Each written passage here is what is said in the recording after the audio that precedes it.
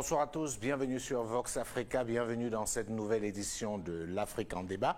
Au menu de cette édition, deux sujets, avec un sujet principal, bien évidemment la Côte d'Ivoire, où le troisième mandat d'Alassane Ouattara fait couler beaucoup d'encre et de salive. Le suspense a définitivement été levé par le chef de l'État ivoirien à l'occasion de son discours à la nation le 6 août dernier. Alors pour en parler, nous avons deux personnes sur ce plateau et j'ai le plaisir de réaccueillir Polycarpe Essomba, notre chroniqueur actu, qui revient après 2 semaines de maladie, on va le dire, parce que vous avez certainement manqué à nos téléspectateurs. Tout le plaisir est pour moi. Bonsoir Jules.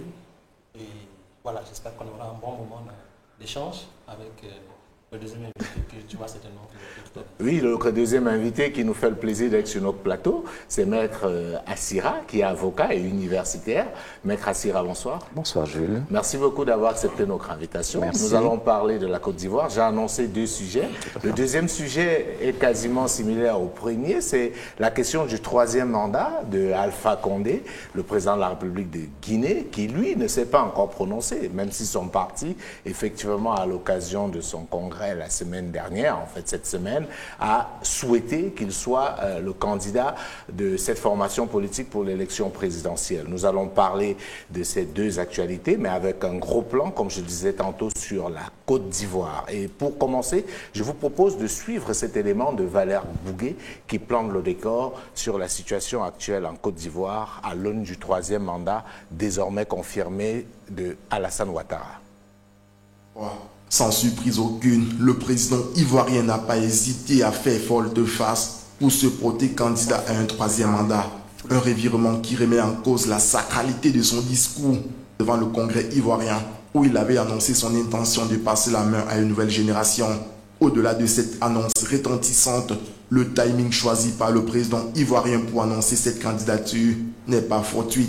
Cela a été fait le 6 août dernier, juste un jour avant la fête de l'indépendance du pays. Alors qu'il avait clairement laissé entendre depuis plusieurs années qu'il ne ferait pas de 3e mandat et qu'il allait passer la main à son premier ministre Amadou Gon Coulibaly, le candidat désigné du RHDP. Le décès subit de ce dernier a amené Alassane Ouattara à reconsidérer sa position.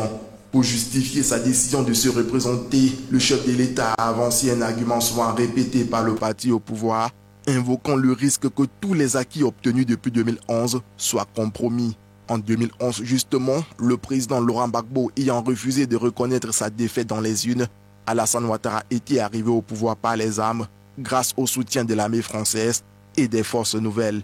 Il avait hérité d'un pays scindé en deux depuis 2002, aux tensions intercommunautaires à fleur de peau, à l'économie minée par des violences et des sanctions internationales. Né le 1er janvier 1942 à Djibouti, Alassane Ouattara a accompli la majorité de sa scolarité au Burkina Faso voisin.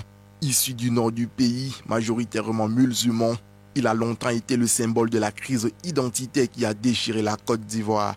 Il a fait son entrée au FMI en 1968 et devient en 1983 vice-gouverneur de la BCEAO, dont il sera plus tard gouverneur. En 1990, il est nommé Premier ministre par le président Félix Houphouët-Boigny, fonction qu'il exerce jusqu'à sa mort en 1993. Redoutant ses ambitions, le camp du nouveau président Henri Konan Bédié tente de prouver l'inéligibilité de Ouattara, l'accusant d'être originaire du Burkina Faso. Commence ainsi un débat empoisonné sur l'ivoirité, un concept nationaliste qui a participé à la montée des tensions communautaires dans le pays. Sous la pression internationale, Laurent Gbagbo valide en 2005 la candidature d'Alassane Ouattara à la présidentielle, scrutin reporté jusqu'en novembre 2010 et suivi d'une crise post-électorale qui fera 3000 morts. Une offensive finale permet à Alassane Ouattara d'accéder au pouvoir le 11 avril 2011. Sa réélection triomphale en 2015 avec plus de 83% des voix au premier tour, met fin à l'incessant débat sur sa légitimité. Ses ex-alliés, le Parti démocratique de Côte d'Ivoire, le PDCI d'Henri Konan Bédié et l'Union pour la démocratie et la paix, l'UDPCI de l'ancien ministre Albert Mabry Touakeuse, milite désormais dans l'opposition. Son ancien président de l'Assemblée nationale, Guillaume Guy-Bafori Soro, est toujours en exil en France. Henri Konan Bédié et Albert Mabry Touakeuse sont tous deux candidats contre Ouattara le 31 octobre prochain. Le complexe du messianisme politique risque à nouveau de faire sombrer la Côte d'Ivoire dans le chaos. Merci à Valar Bouguet pour cet élément qui nous permet effectivement d'entrer en plein dans ce sujet. Je rappelle que nous avons depuis la Côte d'Ivoire 3 invités qui sont en ligne via la plateforme Zoom. Monsieur Mézan, député du RHDP. Nous avons Monsieur Marcel Minkala qui est analyste politique. Lui, je ne suis pas sûr qu'il soit du côté de la Côte d'Ivoire. Et nous avons également Maître Subi, qui est avocat du PDCI RDA. Donc voilà ces invités qui sont avec nous depuis la Côte d'Ivoire, avec ceux que nous avons sur le plateau. Mais je voudrais, messieurs, avant qu'on ne commence à discuter, parce que ça va beaucoup discuter, on va parler de droit, de constitutionnalité, de parole, de morale politique, etc. Qu'on suive justement la déclaration du président Ouattara qui a été faite le 6 août, là notamment où il décide d'être candidat pour un 3e mandat.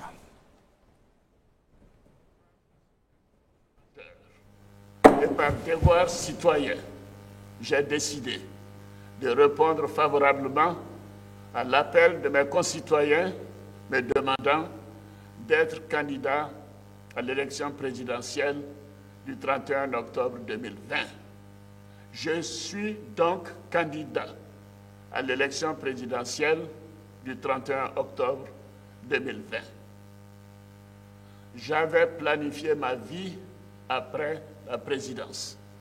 J'avais entrepris de relancer les activités de mon institut et de créer la Fondation internationale Alassane Dramane Ouattara, ADO, dont les locaux sont en cours de finition. Mais comme le dit l'adage, l'homme propose, Dieu dispose.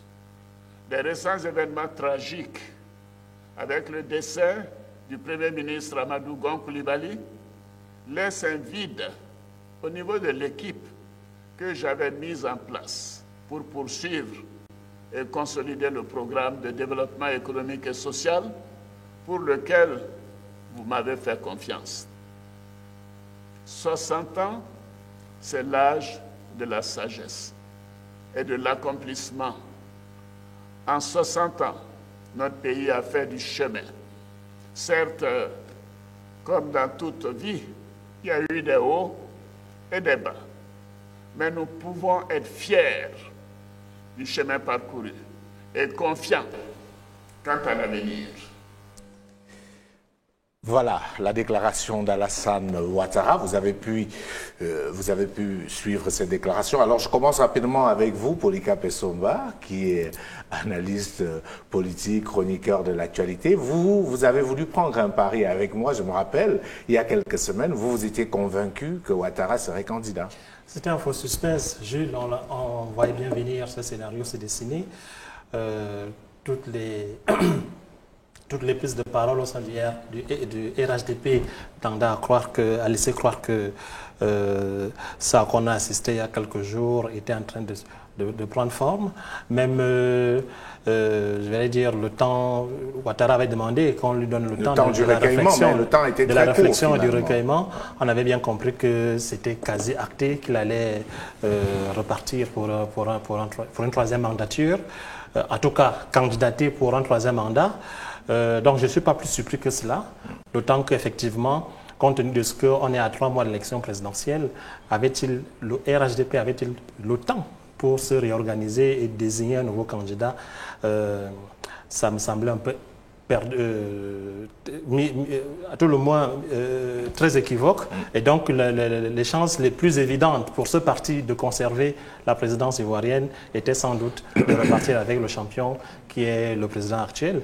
D'autant que on a vu, comme souvent dans nos démocraties tropicales, ou bien ce qui en tient lieu, une sorte de danse du ventre avec les cadres du parti, un certain nombre de responsables politiques, les appels du peuple et tout ça. Et donc, justement, dans sa réponse, dans son discours l'autre jour, il dit qu'il répond à ces appels incessants. Donc, et il finit par dire qu'il fait une sorte de sacrifice de lui-même. Donc, vous voyez jusqu'où on peut pousser le vice, alors qu'effectivement, on avait bien compris que c'était acté qu'il serait Mais il le dit très bien, Maître Assira. Je prends vos réactions avant d'aller à Zoom. Alassane Ouattara le dit très bien. Il avait déjà pensé à sa vie après la présidence. Et là, il se retrouve confronté à ce qu'il considère, lui et ses partisans, comme un cas de force majeure. Tout à fait. Ouais. Moi, honnêtement, hein, moi, j'y ai cru. J'avoue humblement, bien que les événements aient tourné aujourd'hui en défaveur de ma conviction originelle, j'ai vraiment cru que le président Alassane Ouattara allait aller jusqu'au bout de ce qu'il avait annoncé, parce qu'il avait quand même une constance dans ses discours antérieurs qui consistait à dire avec des mots forts. Il y a ce qu'on appelle dans le jargon le body language, qui vous exprime quand même la sincérité, l'implication que la personne peut avoir avec le discours qu'elle tient. Et à aucun moment, aucun analyste n'avait pu imaginer que ce qu'il était en train de nous dire pouvait éventuellement finir par tourner kazakh. Moi, je pense qu'on fait, peut-être que c'est par des formations professionnelles, je vais essayer de défendre le président Ado. Je pense qu'on lui fait un procès qui est toujours le procès de ses origines. Je vais m'expliquer. Au départ, on lui a reproché d'avoir été ivoirien, d'être pas tout à fait ivoirien, d'être burkinabé, donc il n'a pas sa place là. Et puis il y a également les conditions dans lesquelles il est arrivé au pouvoir, l'origine de son pouvoir, que tout le monde sait, avec les 3000 morts ivoiriens. Donc je pense que quelque part, il continuera à traîner ça par devers lui, comme une sorte de caillou dans sa chaussure. En revanche, à aucun moment, je n'entends même les analystes les plus pointus intégrer dans leur raisonnement deux événements qui sont quand même importants et qui vont en sa faveur.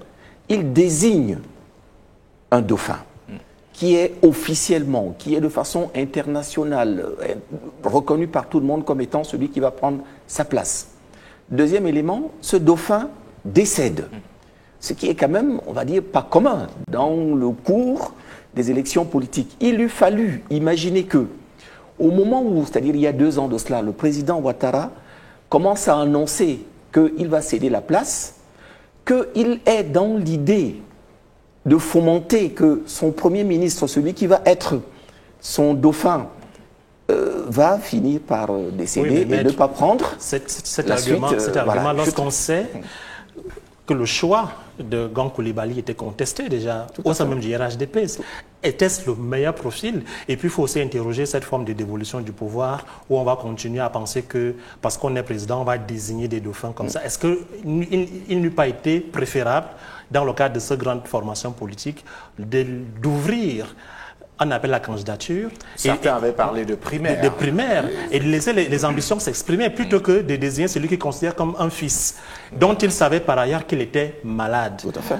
Et lorsque vous mettez tout ça en musique, vous savez bien qu'aujourd'hui, je ne veux pas lui faire un mauvais procès, que la médecine est capable aujourd'hui de projeter qu'un tel ou un tel, lorsque vous êtes un grand malade, vous en avez pour 2 semaines, 1 mois, 1 an, tout au plus. Et ces informations, je suis désolé, le président Ouattara les avait, tout comme Ahmad Gang Coulibaly. Et il nous revient, certaines informations qui nous reviennent d'Abidjan, nous renseignent de ce que, lorsqu'il rentre de France, après 2 mois de sa dernière hospitalisation, il rentre quasiment parce qu'il ne voulait pas mourir décédé à l'extérieur. Il rentre sur la terre de ses ancêtres. Voilà. Alors,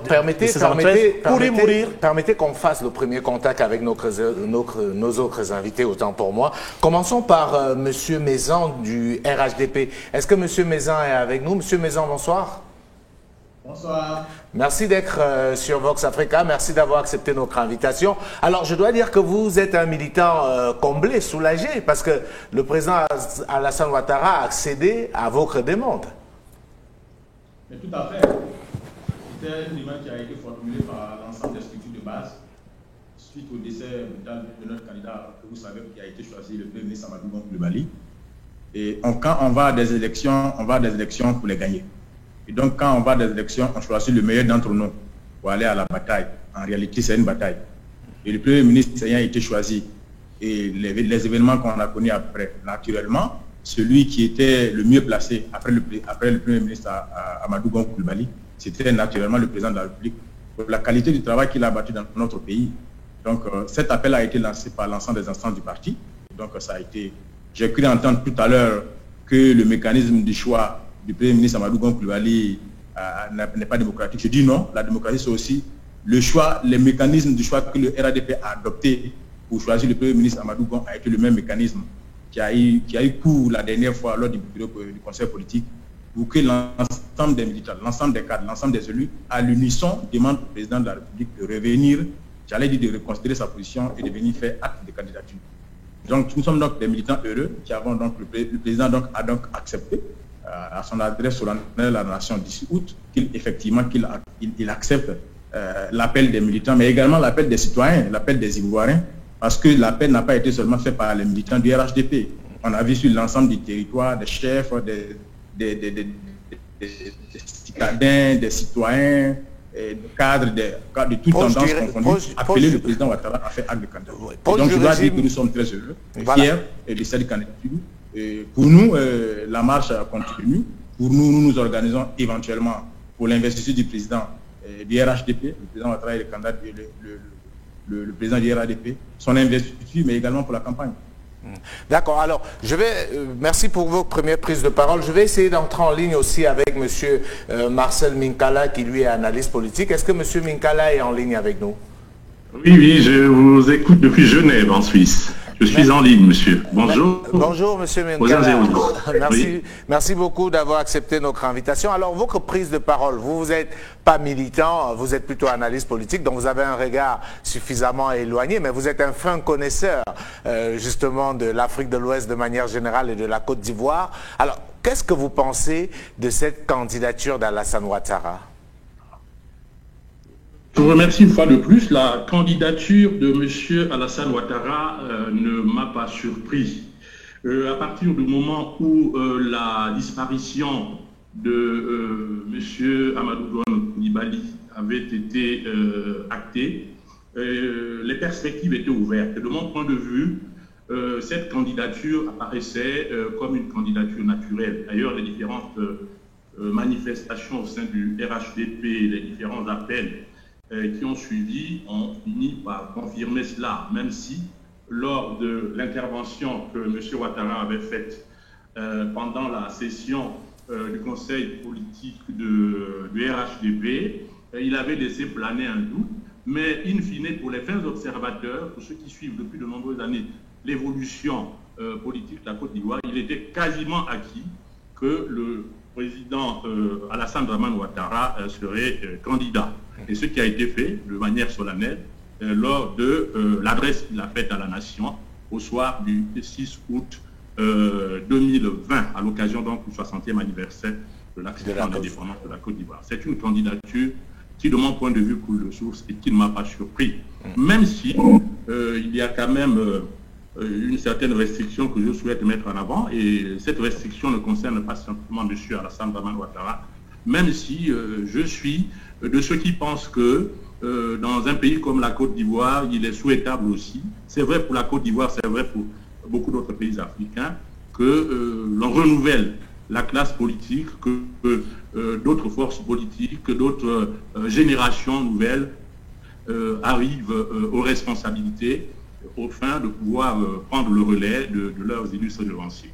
D'accord. C'est mon propre objectif à ce stade de notre échange. Merci beaucoup. Nous allons essayer de boucler la boucle avec notre troisième invité en ligne depuis Abidjan en Côte d'Ivoire. C'est Maître Subi qui lui est avocat du PDCI et lui est du PDCI RDA. Est-ce que Maître Subi est avec nous en ligne?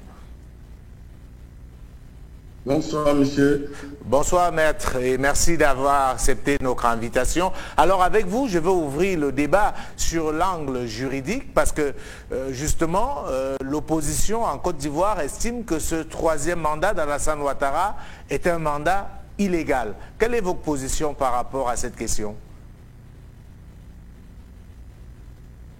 Notre position, c'est celle que vous venez de rappeler. C'est qu'en Côte d'Ivoire, depuis l'entrée en vigueur de la Constitution de 2000, le principe de la limitation du nombre de mandats à 2 est une réalité dans notre pays. Et donc, depuis 2000, en Côte d'Ivoire, aucun président ne peut faire plus de 2 mandats. Cette limitation de mandat prévue dans la Constitution de 2000 a été reprise dans la Constitution de novembre 2016. Et c'est sur la base donc de cette limitation du nombre de mandats présidentiels à 2 que nous estimons que la candidature annoncée de l'actuel président est une candidature qui est illégale, qui viole la limitation du nombre de mandats qui est contenue dans l'article 55 de la Constitution actuelle. J'ai entendu tout à l'heure le militant du RHDP dire que cette candidature était une nécessité avec la disparition du Premier ministre. Mais pour nous, la candidature, avant d'être justifiée par des contingences internes au RHDP, doit d'abord être légale. La question première qui se pose est celle de savoir si le candidat que le RHDP décide de se donner, est-ce que ce candidat-là, au regard de la loi fondamentale de la Côte d'Ivoire, peut faire acte de candidature? Nous disons non, parce que le président actuel a été élu pour la première fois en 2010, il a été réélu en 2015, il est en train d'achever son 2e et dernier mandat. Donc, toute autre nouvelle candidature est illégale et se heurte à l'article 55 de la Constitution du 8 novembre 2016. Merci, Maître Subi, pour cette première prise de parole. Mais j'aimerais, avec votre permission... Oui, Maître Subi, merci déjà pour cette première prise de parole, mais je voudrais, avec votre permission, écouter le représentant du RHDP dans cette émission, le député M. Maison, sur la question effectivement de la légalité. Qu'est-ce que le RHDP répond à cette question-là, M. Maison? Merci. Je voudrais rappeler à Maître Subi que le président Ouattara a été élu en 2015 sous la bannière de la Constitution de 2000. Il a été également réélu en 2010 sous la Constitution de 2000. Le président Ouattara a été également réélu en 2015 sur la même Constitution de 2000. Il se trouve qu'entre-temps, en 2016, il y a une nouvelle Constitution. Et cette Constitution amène donc, je rappelle bien qu'il s'agit d'une nouvelle Constitution. Et cette nouvelle Constitution, naturellement, fait appel à une autre République, donc à la Troisième République. Donc c'est donc à tort qu'on dit le 3e mandat. Il s'agit du premier mandat du président Ouattara de la Troisième République. Donc le président Ouattara l'a indiqué à plusieurs reprises. L'opportunité lui a été donnée sur la question, sur tous les plateaux, tous les échanges qu'il a bien pu avoir, le président Ouattara l'a indiqué clairement que la Constitution de 2016, celle de la Troisième République, lui permettait d'être candidat. Donc au nom du principe de la non-rétroactivité de la loi, la Constitution de 2016 permet de manière vraiment aisée au président Ouattara d'être candidat pour ces élections présidentielles à venir. Moi, je voudrais vraiment qu'on soit... je pense que vous allez le faire. Les débats aujourd'hui, à notre niveau, au niveau du RHDP, ce n'est pas des débats constitutionnels, c'est des débats même des citoyens. Parce qu'aujourd'hui, de quoi il s'agit? Il s'agit là de l'interprétation de la loi fondamentale. Mais l'interprétation de la loi fondamentale, autant mettre suite à ces positions, autant les cadres du RHDP, les juridicats RHDP auront leur position. Ce qu'il faut faire, parce qu'il y a un arsenal juridique dans notre pays, et je pense que cet arsenal juridique-là, le Conseil constitutionnel, au moment venu, tranchera si oui ou non le président Ouattara est habilité, sinon est légalement constitué pour être candidat. C'est de ça qu'il s'agit. Merci beaucoup, M. Maison. Merci, M. Maison. Vous allez reprendre la parole tout à l'heure. Je voudrais qu'on termine et qu'on élague cette question de la constitutionnalité du 3e mandat. Maître Assira, vous qui êtes avocat juriste, c'est quoi ce problème? On a ce débat à chaque fois dans plusieurs pays africains sur le plan strict du droit. C'est quoi la vérité dans cette affaire? Il a tort de penser le téléspectateur, l'intervenant, que le problème n'est pas juridique. Le problème est d'abord, toujours avant tout, juridique, puisque tout part de la Constitution de la République de Côte d'Ivoire, qui a limité effectivement le nombre de mandats désormais à 2. J'entends des gens dire que la Constitution, qui est la loi fondamentale, doit fonctionner comme la loi elle-même, c'est-à-dire que la loi n'est pas rétroactive, ce qui veut donc dire que par conséquent, à partir du moment où elle intervient, elle est censée ouvrir un nouveau champ tout à fait pour l'avenir et que tout le monde part pratiquement sur des bases nouvelles, sur un pied d'égalité. Et d'autres qui vous disent que ben non, la loi est censée être la norme générale qui prend en compte, qui est la photographie, qui filme les situations des uns et des autres, et Alassane Ouattara ayant fait 2 mandats tombe effectivement sous le coup de l'interdiction. Les 2 conceptions me semblent tout à fait acceptables. C'est pour ça que la plupart des textes qui créent une situation nouvelle comportent souvent ce qu'on appelle des dispositions transitoires, lesquelles permettent de régler ces situations, c'est-à-dire quid de celui qui est là au moment où la Constitution entre en vigueur. Va-t-il être régi par le texte nouveau ou pas? Donc s'il n'y a pas cette disposition, naturellement, chacun verra midi à sa porte. La loi, le droit, d'une façon globale, est souvent comme la Bible, c'est-à-dire que chacun y voit midi à sa porte. On peut interpréter la même disposition selon le zoom, selon l'angle que vous avez mis en votre faveur ou éventuellement en défaveur des autres, parce que ça vous arrange là ponctuellement. Et là, en l'espèce, je pense que il y a une zone d'ombre, un vide juridique, dans lequel chacun aura la liberté de s'engouffrer, à charge, comme il le dit très bien, de façon pertinente cette fois, pour le Conseil constitutionnel de trancher finalement. Mais moi, j'incline à penser que le Conseil constitutionnel ira dans le sens que Alassane Ouattara est effectivement, sa candidature est tout à fait valable.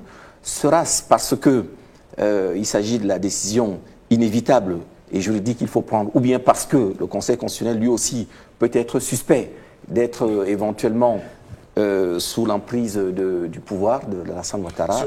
L'avenir nous le dira. Surtout Polycarpe, qui a la jurisprudence qui plaide pour Ouattara. Ce n'est pas une exclusivité ce qui se passe en Côte d'Ivoire. On a une tradition de révision constitutionnelle pour permettre aux chefs d'État de se représenter à vitam aeternam. On l'a eu dans plusieurs pays, oui. Avant qu'il ne prenne... Je voulais dire qu'au demeurant, pour aller dans son sens, on observera que la même Constitution interdit, je crois, fixe également la limite d'âge au-delà de laquelle il n'est plus possible d'être candidat. Je crois que ça doit être 75 ans.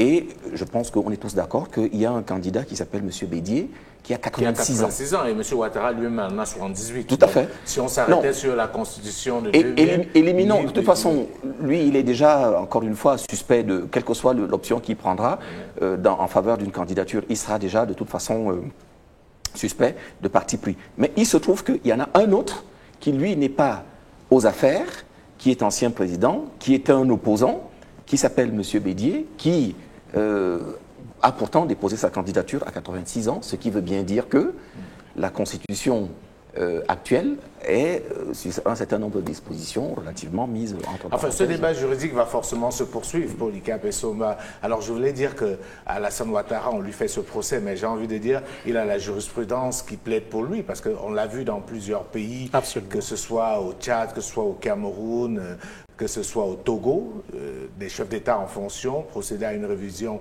constitutionnelle ou à une nouvelle constitution et être candidat. Est-ce qu'il y a une chance, ne serait-ce qu'infime, que la candidature d'Alassane Ouattara soit rejetée par le Conseil constitutionnel ivoirien? Soit retoquée, je ne pense pas, ce d'autant que, comme Maître Assira l'indiquait, il y a un fort soupçon sur le Conseil constitutionnel dont la majorité des membres est nommée par le président Ouattara. Et j'incline à penser qu'il ne peut pas avoir pris la décision de recandidater sans avoir au moins sondé l'état d'esprit des membres du Conseil constitutionnel. Parce que voyez-vous, si on se retrouve dans une situation où le RHDP, en tout cas son candidat, venait à être retoqué, imaginez-vous qu'est-ce qu'on fait? Parce qu'en plus, le délai légal de dépôt de candidature est fixé si je ne m'abuse, au 31 de ce mois, du mois courant. Et le Conseil constitutionnel doit se prononcer sur la légalité des candidatures au-delà du dépôt des candidatures. Donc on se retrouverait avec le parti au pouvoir qui n'aurait pas de candidat à sa propre succession. Moi je pense que c'est totalement, ça risque d'être quelque chose d'assez compliqué. Allons à Genève retrouver M. Minkala. Avec vous, M. Minkala, je voudrais qu'on sorte du débat juridique pour entrer dans le débat politique. La candidature d'Alassane Ouattara ne pose pas seulement un problème de droit, il pose aussi un problème de morale politique, de parole donnée, parce qu'il ne vous a pas échappé que Alassane Ouattara avait annoncé qu'il souhaitait passer le pouvoir à une nouvelle génération et que cette décision avait été saluée quasi à l'unanimité à travers le monde.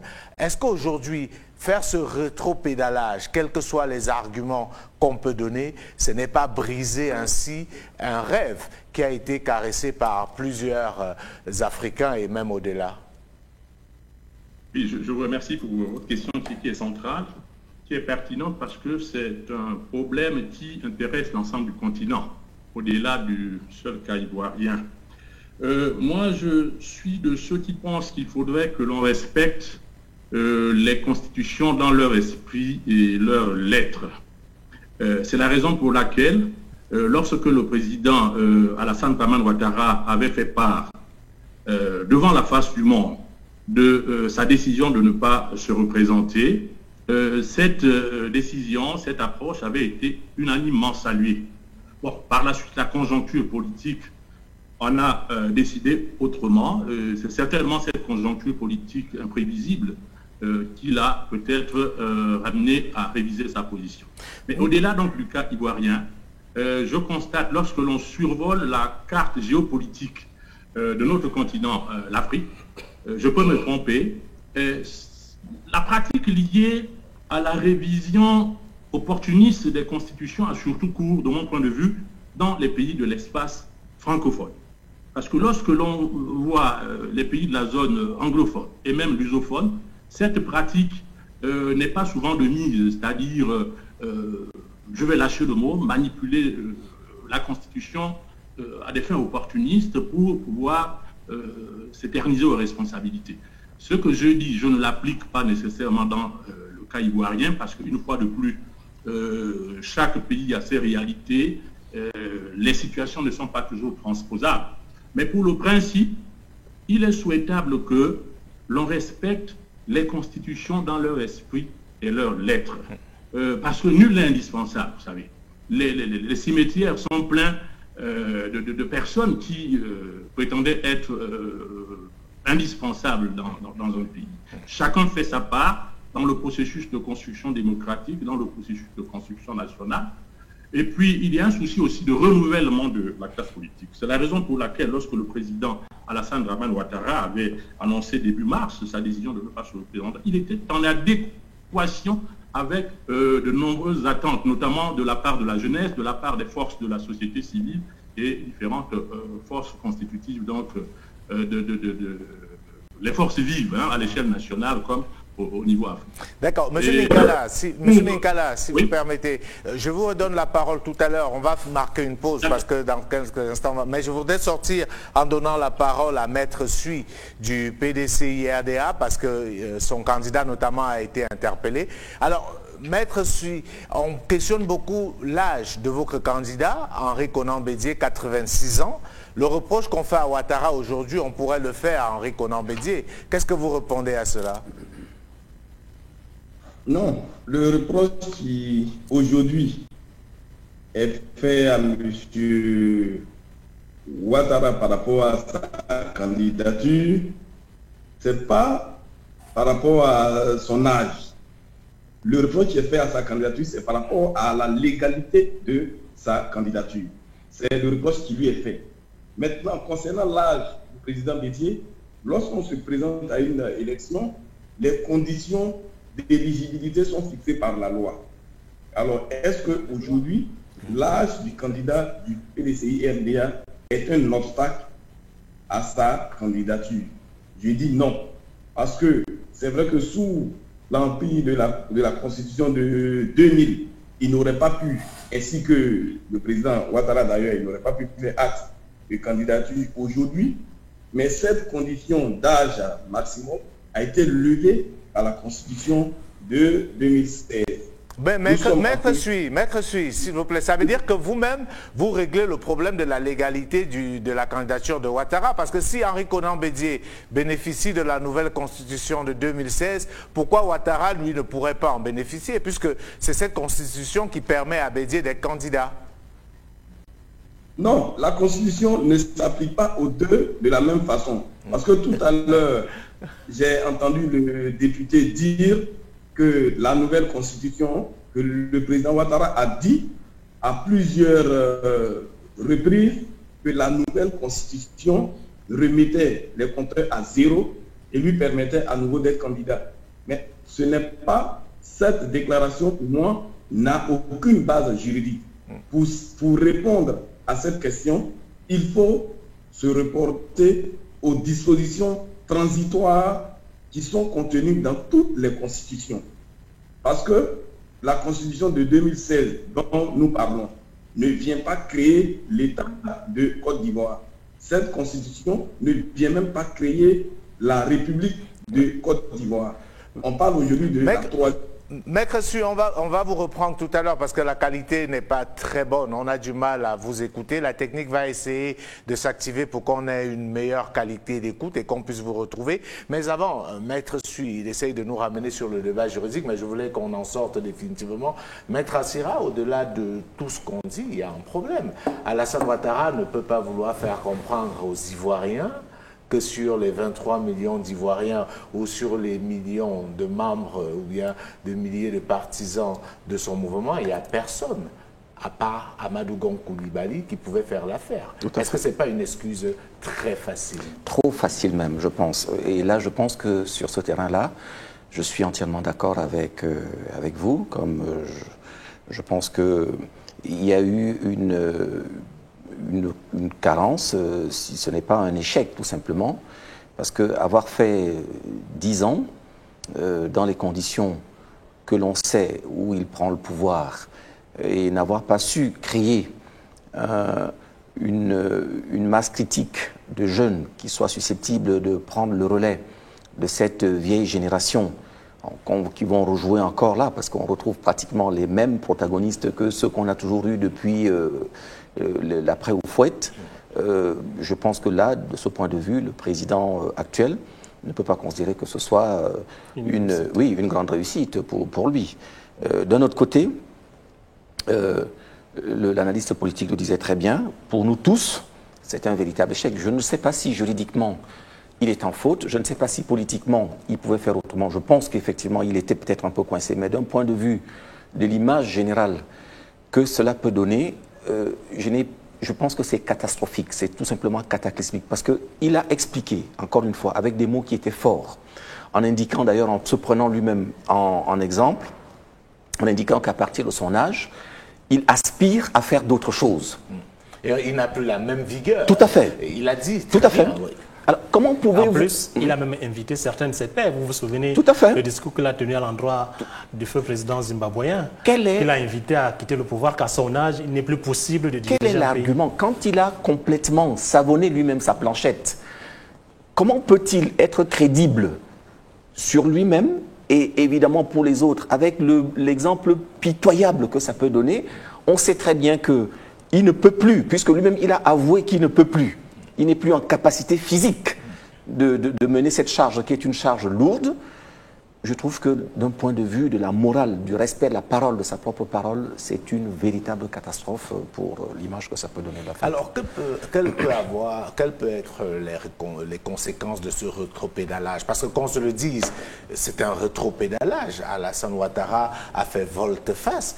Et j'ai bien envie qu'on dise qu'il n'avait pas le temps. Mais j'ai envie de dire que quand vous êtes président de la République, vous êtes entouré d'un certain nombre de ressources. Les gens avaient beaucoup parlé bien avant Amadou Gon Coulibaly, d'Ahmed Bakayoko, qui est Premier ministre aujourd'hui, ou encore de Patrick Achi, qui est secrétaire général de la présidence. Et Dieu sait qu'il y avait plein de gens autour de Ouattara, notamment Marcel Amontano, qui aujourd'hui est obligé d'être candidat, qui était avec Ouattara. Donc ça fait un peu... Il est évident qu'il y a de la ressource au sein du RHDP, qui est une grande formation politique, qui est au pouvoir depuis 10 ans, qui a formé des cadres, des gens qui ont occupé des fonctions importantes au gouvernement, au Parlement et tout le reste.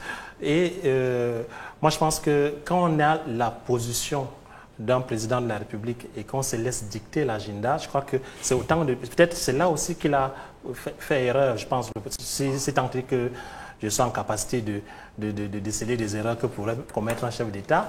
C'est-à-dire qu'il faut toujours avoir un ou deux coups d'avance. Et là, on a le sentiment que le président Ouattara se laisse agir. Il n'agit plus. C'est-à-dire que voilà, il semble lui-même dit agir sous la contrainte en cas de force majeure.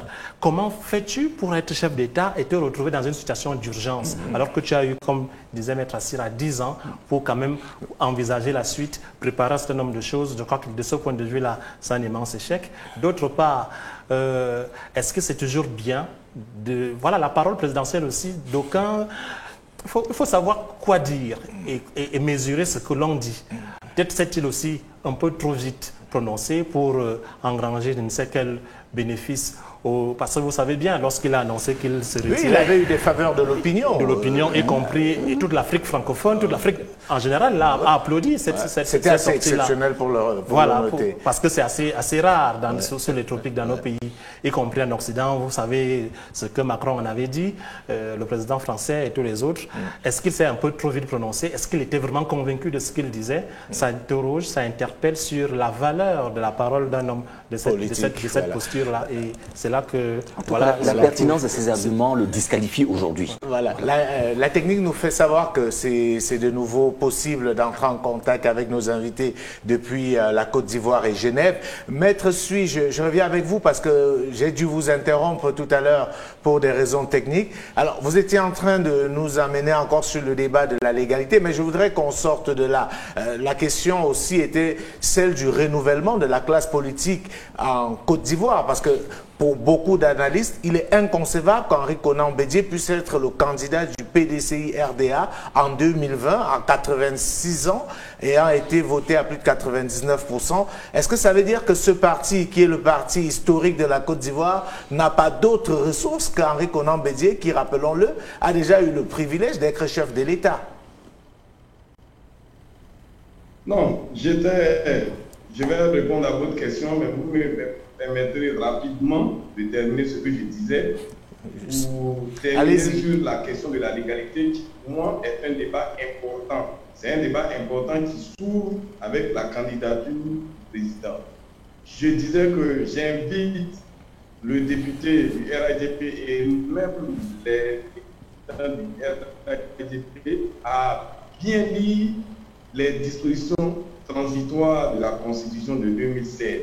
Ils verront que dans ces dispositions-là, le mandat, parce que c'est la raison pour laquelle nous disons que les 2 mandats déjà effectués doivent être pris en compte, parce que ces dispositions n'ont rien prévu sur le mandat du président de la République. Si lorsque la Constitution entre en vigueur en novembre 2016, on aurait dû logiquement soit organiser une nouvelle élection présidentielle, soit prendre en compte le mandat qui était en cours. Mais vous lirez dans les dispositions transitoires, rien n'a été dit. Il est simplement fait mention du président en exercice. Ça veut dire que le mandat obtenu sous la Constitution de 2000 a été pris en compte dans la Constitution de 2016. Mais je ne vais pas m'attarder là-dessus. Je vais terminer en répondant à votre question. Est-ce qu'au PDCI, il n'y a pas de renouvellement? Est-ce qu'il n'y a pas de cadre valable? J'étais en train de dire que le PDCI-RDA est un parti politique. Et pour choisir un candidat à l'élection présidentielle, qui est l'élection majeure dans un État, il y a beaucoup de paramètres, il y a beaucoup de contraintes qui rentrent en ligne de compte.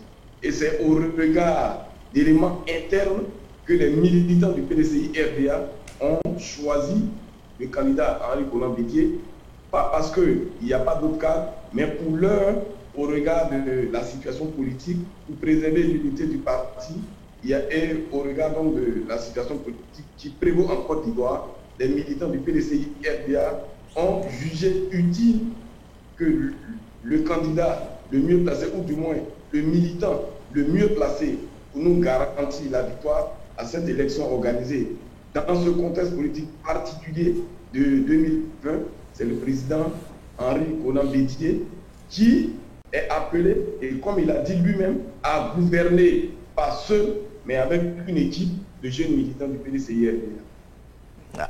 Merci beaucoup pour votre prise de parole. Alors, je voudrais repartir avec l'honorable Maison, le député du RHDP, pour lui poser quasiment la même question.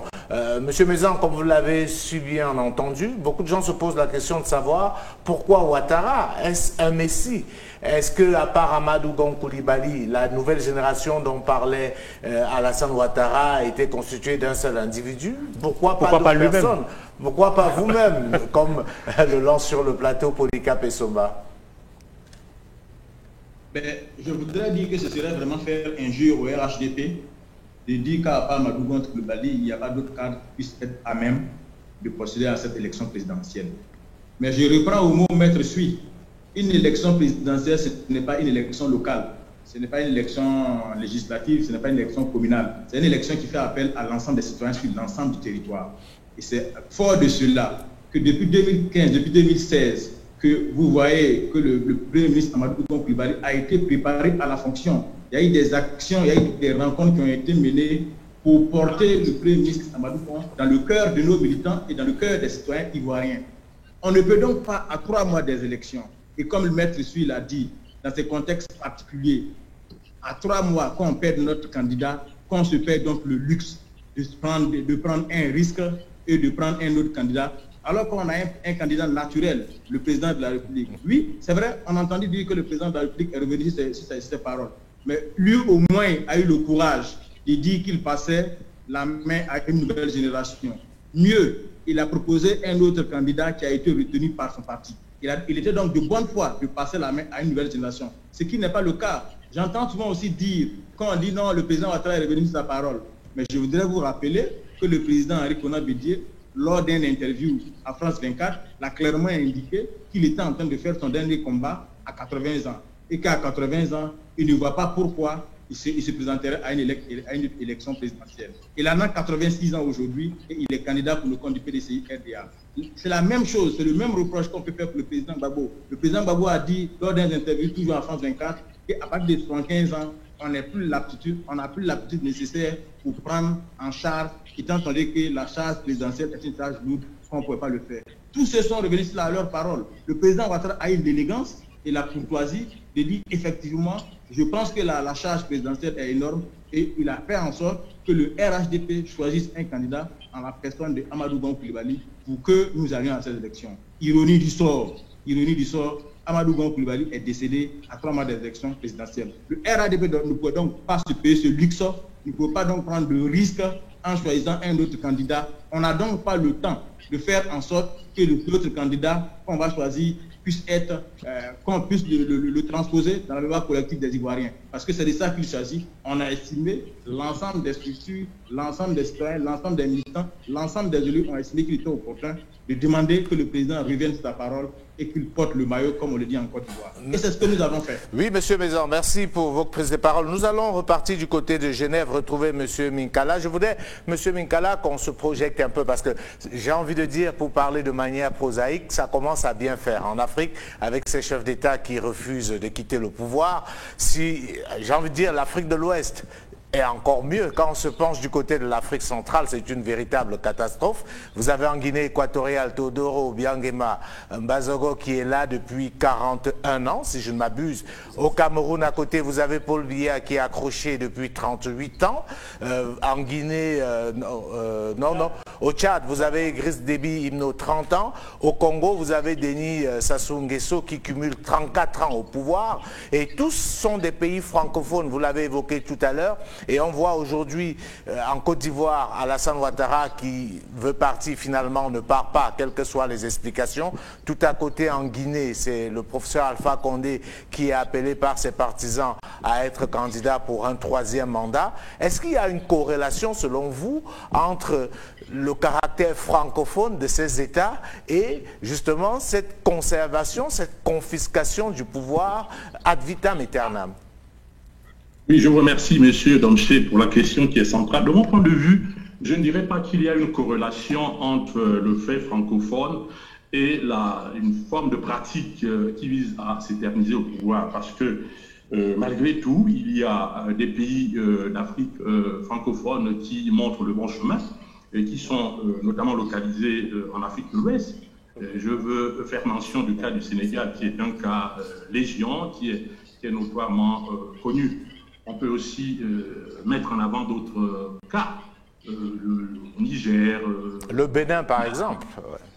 Alors, c'est ce que je souhaite dire. Vous avez mis en avant un point qui me semble extrêmement important. Le constat que je fais est que, autant de manière générale, en Afrique de l'Ouest, il y a une aération politique en termes d'alternance au pouvoir, autant en Afrique centrale, il y a comme une forme de glaciation. Et à mon sens, je ne mettrai pas sur la même balance, la même échelle, le fait politique, le fait démocratique en Afrique de l'Ouest, qui connaît des avancées significatives, malgré certains comportements erratiques que l'on peut identifier ça et là, et une pratique que vous avez énoncée avec beaucoup à propos, qui accourt surtout en Afrique centrale. Le cas de l'Afrique centrale est particulièrement caricatural, parce qu'on a l'impression que dans cette sous-région centrale de notre continent, les conditions sont réunies pour qu'il y ait un blocage, une forme de confiscation du pouvoir d'État au profit de certains clans, de certains groupes, quand ce n'est pas une pratique marquée du sceau de la dévolution familiale. Et donc, à mon sens, je ne dirais pas que l'Afrique francophone soit l'enfant malade de notre continent du point de vue de la pratique démocratique. Je dirais tout simplement qu'il y a des sous-régions où le fait démocratique est souvent étouffé, où le choix des populations n'est pas souvent reconnu, où il y a des pratiques médiévales d'un autre âge qui font que on note des formes de stagnation en termes de conservation du pouvoir. Et une fois de plus, en résumé, chuter par rapport à ce point, je dirais qu'il y a des avancées en Afrique de l'Ouest, parce que quand on voit les 15 pays qui constituent la CEDEAO, on constate que plus d'une dizaine ont connu l'alternance. Alors que dans la sous-région Afrique centrale, c'est le contraire. C'est le monde de la nuit politique, c'est le monde de la glaciation, c'est le monde de la stagnation. Merci beaucoup, M. Minkala. Merci beaucoup. Nous allons essayer d'avancer dans cette émission sur la Côte d'Ivoire. Comme vous le savez, le 3e mandat annoncé d'Alassane Ouattara, parce qu'il y a une chose, c'est d'être candidat, il y a une autre, c'est de gagner l'élection présidentielle, a créé beaucoup de débats. Tout le monde n'est pas d'accord et des gens ont décidé notamment de se prononcer et de dénoncer, que ce soit du côté de l'opposition, mais aussi de la société civile. Mais il y a un artiste ivoirien très connu, Mewé, qui a fait une sortie. Et je voudrais qu'on regarde cette sortie de Mewé, qu'il a adressé directement à M. Alassane Ouattara. Et nous allons revenir pour parler effectivement des conséquences de cette candidature sur la scène politique ivoirienne et de voir aussi comment peut se jouer cette élection, vu que M. Ouattara aujourd'hui, il faut le rappeler, est quasiment isolé. Le RHDP aujourd'hui est réduite à sa plus simple expression parce qu'il y a eu beaucoup de désistements. Suivons déjà la sortie de l'artiste Mewé et nous revenons sur ce plateau. Excellence, Monsieur le Président de la République de Côte d'Ivoire, Monsieur Alassane Ouattara. Je viens de suivre l'intervention télévisée qui confirme votre candidature à un 3e mandat aux prochaines élections présidentielles, contrairement aux engagements que vous avez solennellement pris devant le peuple ivoirien. Toute ma vie d'artiste, au nom de ma loyauté, j'ai milité pour le peuple. J'ai milité pour les plus faibles. J'ai sacrifié une grande partie de ma carrière pour défendre la paix, l'amour, l'unité et la prospérité dans mon pays. Par conséquent, mon intervention s'impose, car l'heure est grave. Monsieur le Président, on ne bâtit pas un pays sur un régime de peur. On ne bâtit pas un pays en exilant ses fils et en emprisonnant les porteurs d'idées opposées. En succombant à la tentation et à l'éternité politique, vous risquez de faire sombrer la Côte d'Ivoire dans un chaos que nous croyons éloigné à jamais. Allez-vous sacrifier tout ce que vous avez bâti pour vous classer du mauvais côté de l'histoire de notre pays? Allez-vous tomber sans résister dans le destin tragique des chefs d'État africains obsédés par le pouvoir? Monsieur le Président, vous avez encore une chance d'échapper aux prédateurs qui s'agitent autour de vous pour leurs intérêts et non le vôtre. S'il n'y a aucune personne dans la jeune génération compétente pour vous succéder, vous avez dès lors, Monsieur le Président, échoué. Et il faut le reconnaître en renonçant à ce troisième mandat qui sera le mandat de trop. Car le peuple ivoirien qui vous a porté, qui vous a accompagné à la magistrature suprême, pourrait vous manquer de respect. En vous remerciant en avance pour votre attention, je vous prie, Monsieur le Président, de retenir que je sais prévenir, je ne sais pas guérir. Voilà la sortie assez solennelle de l'artiste Mewé, qui a fait beaucoup parler, qui a fait le buzz sur les réseaux sociaux. Alors, Polycarpe Essomba, qu'est-ce que cela vous inspire quand vous écoutez Mewé parler aussi gravement? Parce une sortie très forte, ouais, très dense, avec un ton catastrophé. Un ton martial. Voilà.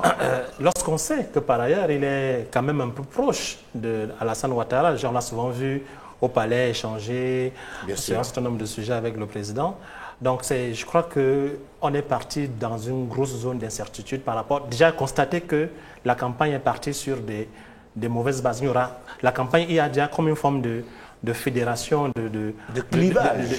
Oui, de clivage, mais toutes les forces d'opposition sont déjà fédérées pour seulement la question de la légalité. Donc, le débat en lui-même, les projets politiques, on n'en parle plus. Ouais. C'est-à-dire que Ouattara aurait même beau présenter un super programme aujourd'hui, d'ici à ce que l'élection présidentielle ait lieu, on n'entendra parler que de la légalité de sa candidature. Donc, le débat, la campagne en elle-même est déjà mal embarqué. Ouais. Donc, et vous voyez des acteurs qui ne sont pas nécessairement des hommes politiques, qui rentrent dans le champ politique avec des déclarations fortes comme celle-ci. Ça m'inquiète suffisamment lorsqu'on sait comment le débat politique peut être passionné en Côte d'Ivoire, lorsqu'on sait toutes les blessures qui sont à peine refermées. Ouais. Et la réconciliation qui n'est pas complètement... Honnête, voilà. Il y a un certain nombre d'acteurs qui sont encore à l'extérieur, des acteurs importants. Ouais. On parle ici de l'ancien Premier ministre Guillaume Soro, qui est contraint à l'exil en France, l'ancien président Laurent Gbagbo qui attend son passeport, qui voudrait revenir sans doute pour candidater également. Ça, c'est pour les plus connus, mais il y a plein d'autres Ivoiriens qui sont au Ghana, au Libéria. On risque à voir, et on a vu déjà même le lendemain même de l'annonce de cette candidature, j'ai entendu le député du RHDP se féliciter de ce que voilà, tous les Ivoiriens étaient d'accord pour cette annonce, mais on a bien vu que tout de suite, il y a eu des remous dans la ville d'Abidjan et ailleurs, à Gagnoa, dans d'autres villes et dans la diaspora.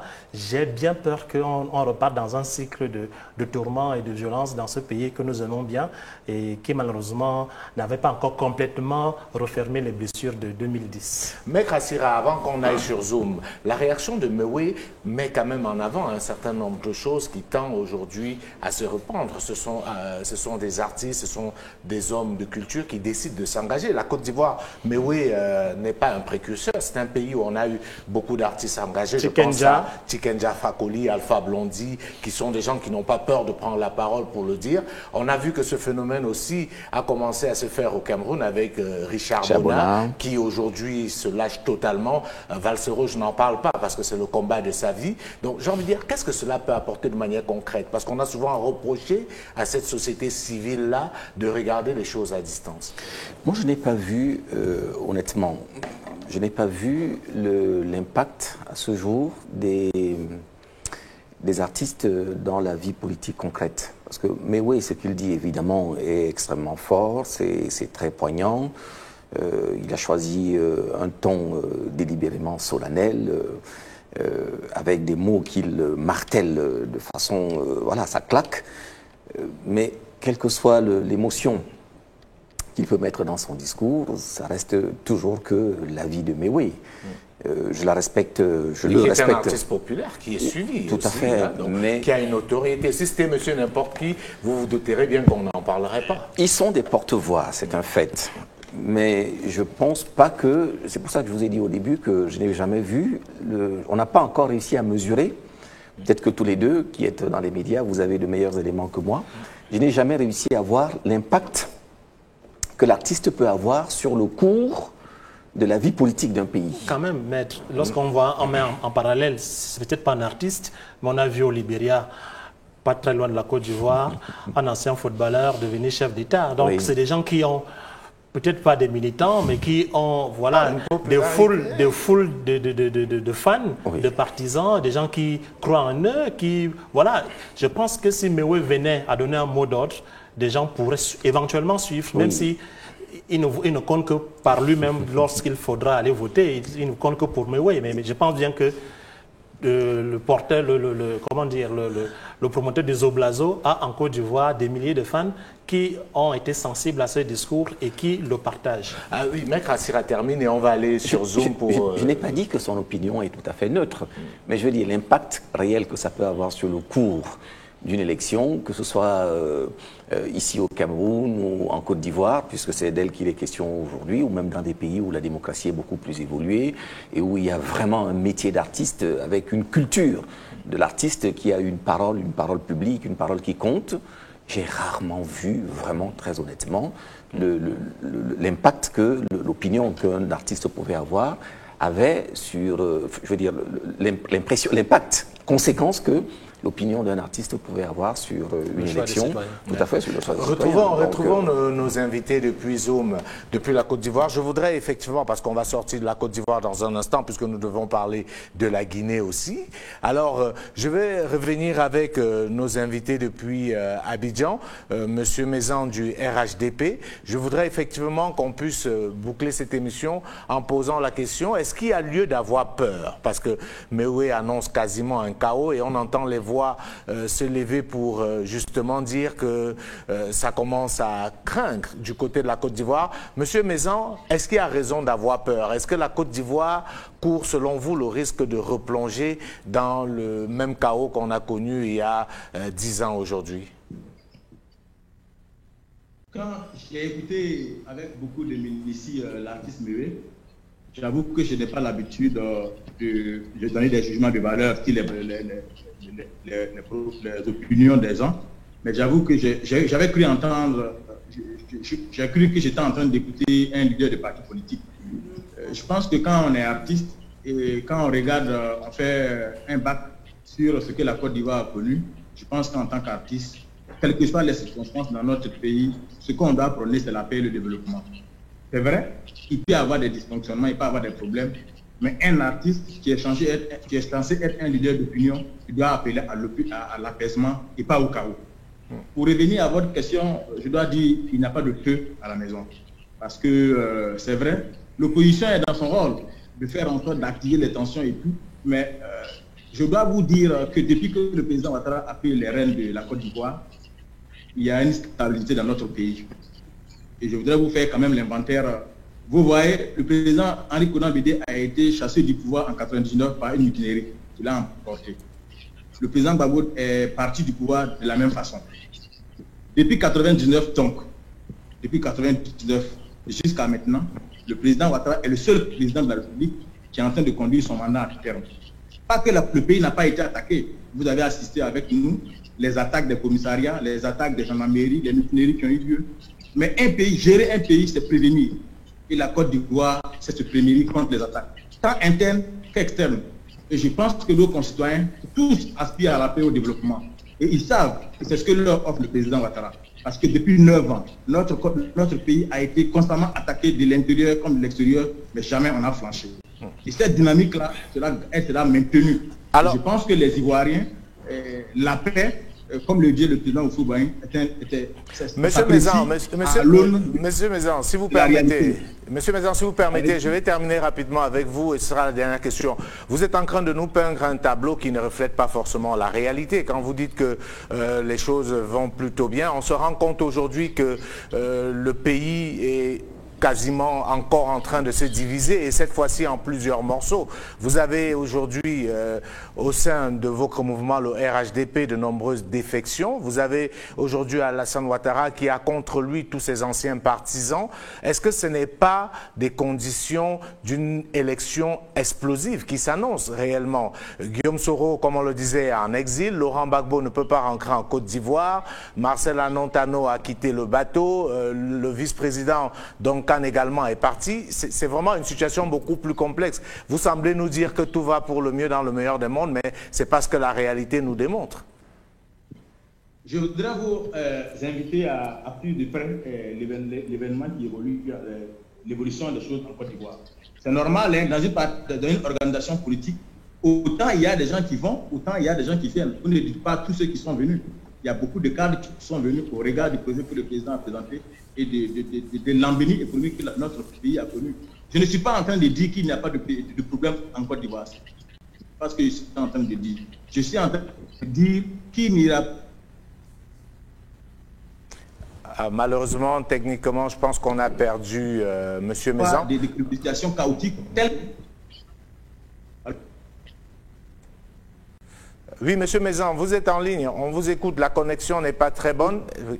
Est-ce que vous pouvez terminer rapidement, justement? Je suis en train de dire que les élections présidentielles vont se tenir dans de bonnes conditions et que les Ivoiriens savent que le président Ouattara a fait en sorte que le pays connaisse la paix. J'en veux pour preuve que depuis 2011, depuis 2010 que le président Ouattara est au pouvoir, c'est vrai, il y a eu des soubresauts, mais l'État a pu faire face, le gouvernement a pu faire face et nous avançons allègrement vers les élections présidentielles. C'est clair que les opposants, l'opposition a son rôle à jouer.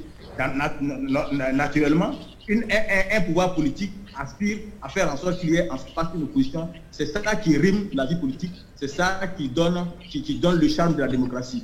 Et la Côte d'Ivoire ne peut pas échapper à cette effervescence qu'on a dans les pays en période électorale. Et c'est ce à quoi nous assistons.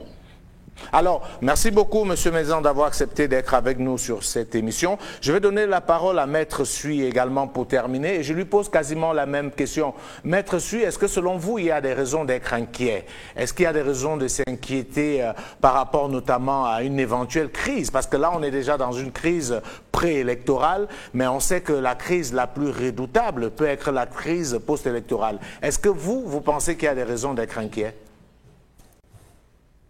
Oui, nous avons des raisons d'être inquiets et je le dis en me basant d'abord sur les élections locales de 2018. Le député Mézan semble dire que tout va pour le mieux dans le meilleur des mondes et qu'il n'y a rien à craindre pour 2020. Mais j'ai dit qu'il y a des raisons de craindre et ces craintes-là viennent surtout de ce que nous constatons, le refus du RHDP d'accepter la démocratie. D'abord, dans la constitution de ce parti politique, nous avons vu que la liberté d'adhérer à un parti politique a été foulée aux pieds. On a vu dans ce pays, le premier responsable du RHDP aujourd'hui, le directeur exécutif du RHDP, dit que ceux qui refuseraient d'adhérer au RHDP doivent libérer le tabouret, pour utiliser l'expression qu'il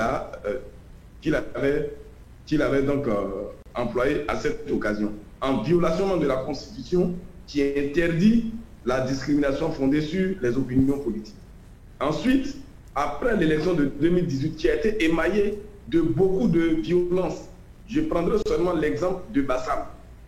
L'élection municipale à Bassam a été reprise et à l'occasion de cette reprise, nous avons vu des violences qui étaient d'autant plus graves qu'elles se sont déroulées en présence des forces de l'ordre qui n'ont pas réagi, qui ont laissé les partisans du RHDP détruire tous les bureaux de vote dans les lieux de vote qui étaient favorables au candidat du PDCI, M.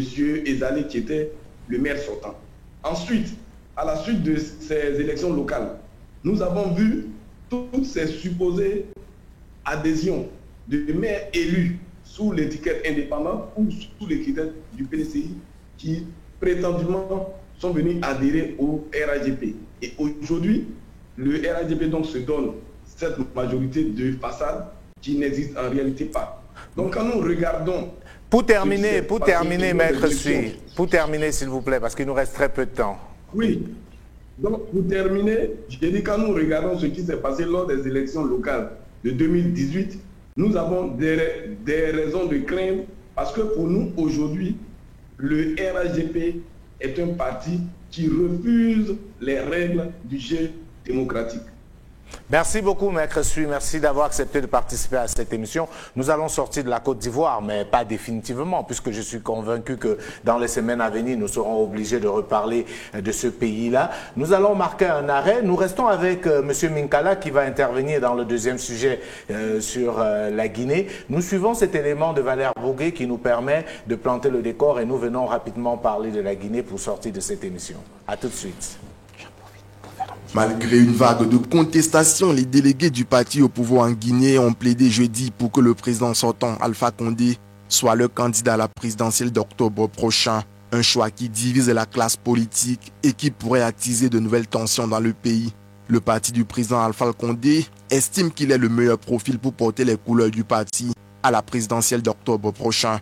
Alpha Condé a très souvent critiqué la limitation à 2 du nombre de mandats présidentiels, ce qui a justifié le référendum portant modification de la Constitution en février dernier. Ce qui a donc poussé le Front National pour la défense de la Constitution, formé des principaux partis d'opposition et d'organisations de la société civile, à mobiliser le peuple pour dénoncer cette manœuvre politicienne. Ancien opposant historique et devenu chef d'État en 2010, Alpha Condé risque de compromettre l'idéal de son combat s'il venait à se porter candidat pour un 3e mandat. Que peut l'opposition face à cet appel du parti au pouvoir? Nous sommes de retour sur le plateau de l'Afrique en débat, cette fois-ci pour parler de la Guinée. C'est un sujet qui n'est pas très différent du premier, à savoir la Côte d'Ivoire, dont on va s'entremêler un peu. La seule différence pour l'ICAP et Somba, c'est qu'Alpha Condé, lui, n'a pas encore dit oui. C'est le parti qui l'appelle. Alors, comment est-ce que vous lisez cela? Vous l'avez dit, c'est des situations quasiment identiques, avec 2 personnalités politiques qui sont arrivées au pouvoir quasiment la même année, porteurs l'un comme l'autre de promesses de modernisation de la vie politique dans leurs pays respectifs et donc aussi de développement et de mieux-être de la population. Maintenant, à l'heure du bilan, les populations des différents pays auront le loisir d'apprécier les bilans des uns des autres. Et on se retrouve dans une situation où, effectivement, ces 2 personnalités, l'un comme l'autre, envisagent contre, on a dit, on ne va pas refaire le débat sur la Côte d'Ivoire, mais dans le cas de la Guinée, il est quand même un peu, il est acté, il est quasiment admis que voilà, il n'y a pas de possibilité de candidater pour une 3e fois. Mais il y a eu une révision pareillement par référendum, ce qui veut quand même dire qu'on a consulté le peuple. Oui, bon, mais je veux dire, quand on est arrivé porteur d'un certain nombre de promesses de modernisation de la vie politique et lorsqu'on a été opposant historique et lorsqu'on a vécu tout le parcours d'Alpha Condé jusqu'au pouvoir, toutes les valeurs qu'il incarnait, tout ce qu'il promettait à son peuple, moi je dis aussi, c'est un renoncement à ses engagements, à ses valeurs. Il n'a pas encore répondu. Hein? J'avais dit l'autre fois qu'on prenne le pari sur la candidature du président. Vous l'avez gagné. Voilà, si vous voulez, prenons un autre pari sur Alpha Condé. Je pense qu'il est parti pour à nouveau être candidat, sauf que là-bas, ça risque être aussi assez corsé parce que... On a vu l'opposition qui manifeste depuis des mois et tout, donc ce n'est pas de tout repos. Ça ne sera pas évident. Nous avons justement 2 invités, 3 avec Marcel Minkala qui est resté en ligne avec nous. Nous avons Souleymane Keita qui est député du RPG Arc-en-Ciel, c'est le parti de Alpha Condé. Nous avons aussi Dr Faya Milimounou, qui est président du Bloc libéral. C'est un mouvement de l'opposition qui doit être normalement en ligne avec nous. Nous essayons de rétablir la connexion avec ces invités-là. Alors, Maître Assira, la question revient de manière lancinante. C'est-à-dire que ces révisions de constitution, ce projet que Valère Bouguet appelle messianisme à la tête de notre État. On parle là aujourd'hui du cas de la Guinée. Alpha Condé qui a plutôt un bilan qu'on pourrait qualifier de satisfaisant, parce que pour ceux qui connaissaient la Guinée il y a 10 ans, quand vous arrivez en Guinée aujourd'hui, vous voyez quand même qu'il y a des changements. Donc, il avait là le loisir de partir avec un bilan plutôt flatteur. Qu'est-ce qui peut justifier justement qu'on veut le faire, ce que certains qualifient du mandat de trop? Puisqu'on fait un parallèle, je crois qu'on peut dire la même chose de Alassane Ouattara en Côte d'Ivoire. Hein. Je ne pense pas que c'est 10 ans, tout à fait. C'est 10 ans, il n'a pas à en rougir. Donc c'est vrai que selon le côté où on se trouve, on pourrait dire que oui, avec un bilan pareil, il pourrait partir lui aussi sans regarder derrière. Et puis d'autres pourraient se dire que son bilan tel qu'il est, on ne comprend pas qu'il ait envie de repartir pour 5 années supplémentaires. Mais pour revenir au cas d'Alpha Condé, oui. C'est pareil, les éléments, les ingrédients sont exactement identiques. Alpha Condé, lui aussi, je crois qu'il se moquait d'ailleurs, comme parfois ce sont des personnes qui sont assez volubiles et ont très peu de diplomatie dans leur discours politique, se moquaient à un moment donné du Cameroun pour le côté roi de notre président de la République. On aurait pu s'attendre à ce que... il était opposant.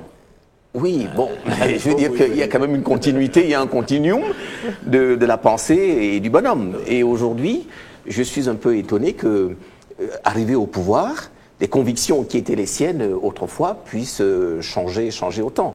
Et c'est ça qui est justement, de mon point de vue, le plus inquiétant, le plus angoissant. Parce que je n'arrive pas à comprendre que les personnes qui ont pourtant été des opposants, qui sont battus contre un système qui était un système féroce, parce que ce n'était pas un système démocratique, quand elles finissent par accéder elles-mêmes au pouvoir, finissent par être en quelque sorte corrompues par l'exercice du pouvoir et tombent dans les mêmes travers qu'elles combattaient autrefois quand elles étaient à l'opposition, lui jusqu'au reniement pratiquement, puisque aujourd'hui il en est arrivé à faire modifier une constitution. Je suis désolé pour vous posiez la question tout à l'heure à Polycarpe de façon sibylline en lui disant que c'est quand même un référendum. Oui, il faut avoir un référendaire. Je veux dire que... Vous connaissez, vous, beaucoup de pays africains dans lesquels une question posée par un président de la République en exercice va avoir une réponse contraire à celle que le président attend. Lui, il a eu le mérite de prendre ce risque. D'autres ne s'encombrent même pas. Ce n'est pas un risque, justement. C'est ça le problème. C'est que les opinions publiques, il n'y a pas une opinion suffisamment cultivée. Il y en a. Il y a le Sénégal et d'autres pays, par exemple, le Burkina Faso, dans lesquels vous avez une opinion publique nationale qui a tendance à être de plus en plus mobilisée. Mais je pense que la plupart des autres pays, où le niveau d'éducation est faible et où encore le niveau d'éducation politique est encore plus faible, la plupart du temps, ils se contentent de répondre favorablement à la question qui leur a été posée. Donc, ils ne prenaient aucun risque. Ils savaient très bien que ce qui est le plus grave, c'est, vous me direz peut-être que dans la Constitution, il y avait déjà d'autres choses aussi qui étaient favorables, tout à fait, qu'il fallait modifier. Ouais. Mais je pense que prendre le risque, c'est la question qui, à mon avis, était perverse au départ. Prendre le risque de demander à la population si elle est favorable ou pas à une modification tout à fait, ce n'était pas du tout un risque puisqu'il savait qu'il aurait une réponse favorable. Allons en ligne parce qu'on a déjà nos invités qui nous attendent. Est-ce que M. Souleymane Keita est avec nous? Allô, M. Souleymane Keita, bonsoir. Oui, bonsoir, je vous entends 5 sur 5. Merci beaucoup d'avoir accepté notre invitation.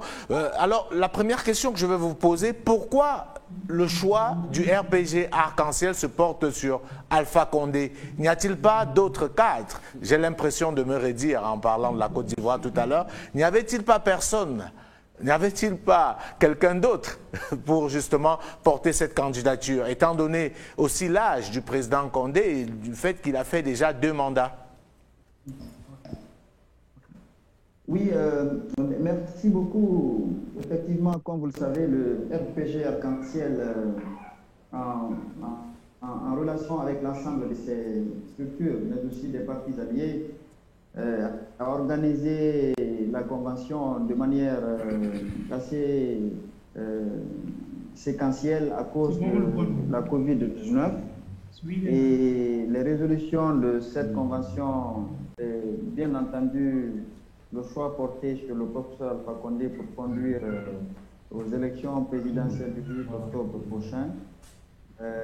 Mais cette fois-ci, dans un cadre d'une mouvance élargie, qui prend en compte non seulement le RPG en tant que parti, mais aussi la CODEC, la Coalition démocratique pour le changement dans la continuité, mais aussi la nouvelle alliance des partis politiques pour le développement et la démocratie.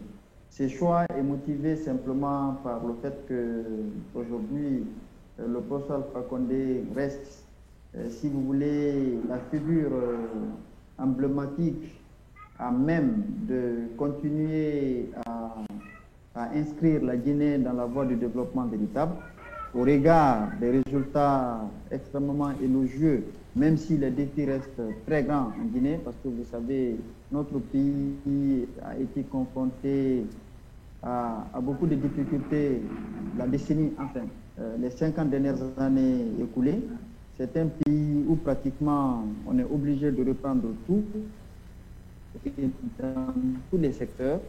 Bon, mais avec les 10 années passées, marquées entre-temps par les mouvements et manifestations intempestives de l'opposition. Oui. Monsieur Keïta, Monsieur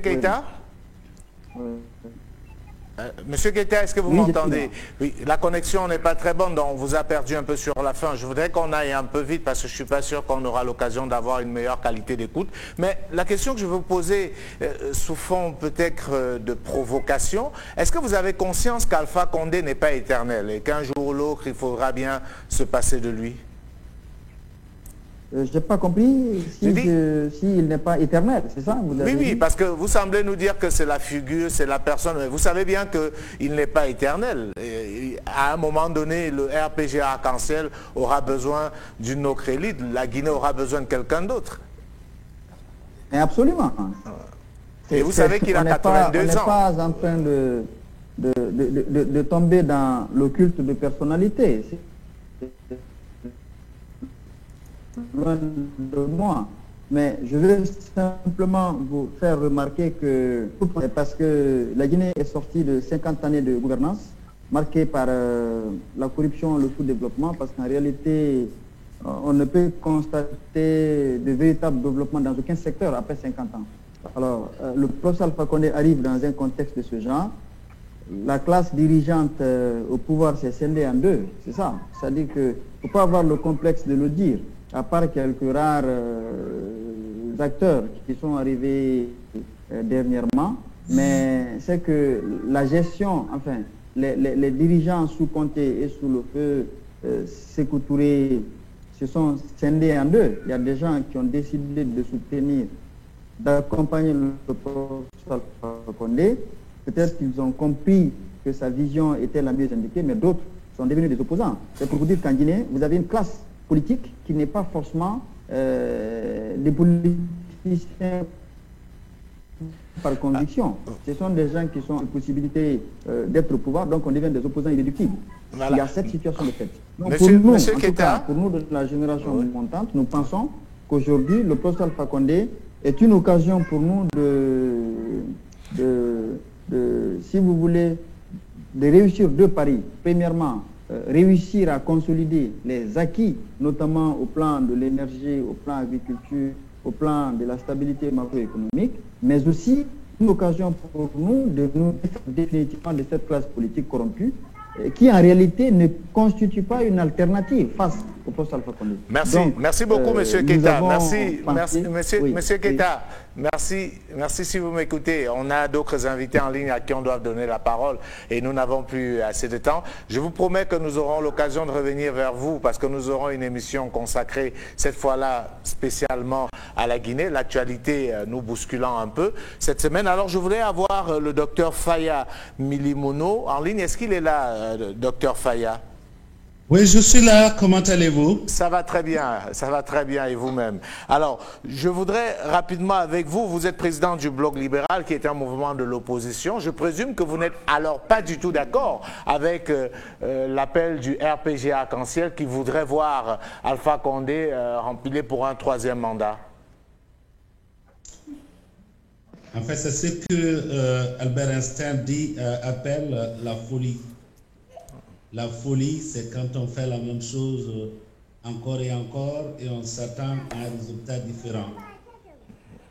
Le RPG n'invente rien. Le PDG a porté Sékou Touré au pouvoir qui a régné dans le sang pendant 26 ans. Et quand il est mort, son parti est mort et n'est capable d'élire même un chef de quartier. 24 ans, les 24 années qui ont suivi, c'était avec le général Lansana Conté et son PUP. Ce que nous entendons aujourd'hui des acteurs du RPG, nous l'avions entendu en 2001, quand on changeait la constitution, parce qu'on pensait qu'en ce moment-là, il n'y avait aucun Guinéen capable de diriger la Guinée à part le général Lansana Conté. Lansana Conté est décédé au pouvoir et son parti, le PIP, n'est pas capable d'élire un chef de quartier aujourd'hui. C'est le même sort. Hein, parce que d'ailleurs, contrairement au PDG et au PIP, le RPG, lui, n'a jamais obtenu une majorité en Guinée. C'est un parti minoritaire qui ne peut gagner que dans la fraude. Et sachant donc cela, Alpha a autour de lui une mafia. La même mafia qui a modifié la Constitution en 2001 et qui est experte, n'est-ce pas, dans la fraude. Vous avez suivi ce qu'ils ont appelé le dernier double scrutin en Guinée. C'est à 14 heures qu'on a été ramasser les urnes dans certains bureaux de vote pour envoyer dans les camps militaires. J'ai peur pour mon pays. Parce que celui pour qui on est en train aujourd'hui de forcer la situation vers un 3e mandat, avait dit, je le cite, quand vous êtes en politique, vous voulez apporter le changement à votre pays, vous avez des dictateurs qui changent de constitution à chaque fois que leurs mandats sont terminés. Qu'est-ce que vous faites? Vous prenez les armes. C'est Alpha Condé qui l'a dit. Si aujourd'hui, il est entendu par un Guinéen, et que ce Guinéen prenne les armes, qu'est-ce qu'Alpha Condé peut lui dire? L'Afrique doit avancer.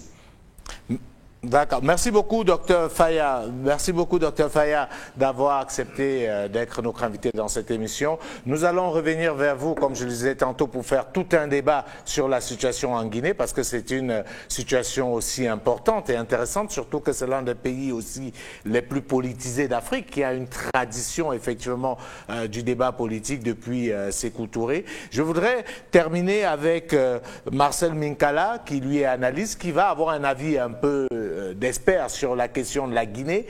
Monsieur Minkala, qu'est-ce que vous pouvez dire concernant justement la situation de la Guinée et cette éventualité d'un 3e mandat d'Alpha Condé?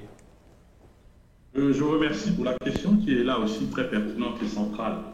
De mon point de vue, j'aurais souhaité qu'après les 2 mandats qu'il a accomplis, que M. Alpha Condé puisse prendre du champ et soutenir, si possible, un autre membre de sa famille politique, le RPG ou de l'alliance politique qui le soutient.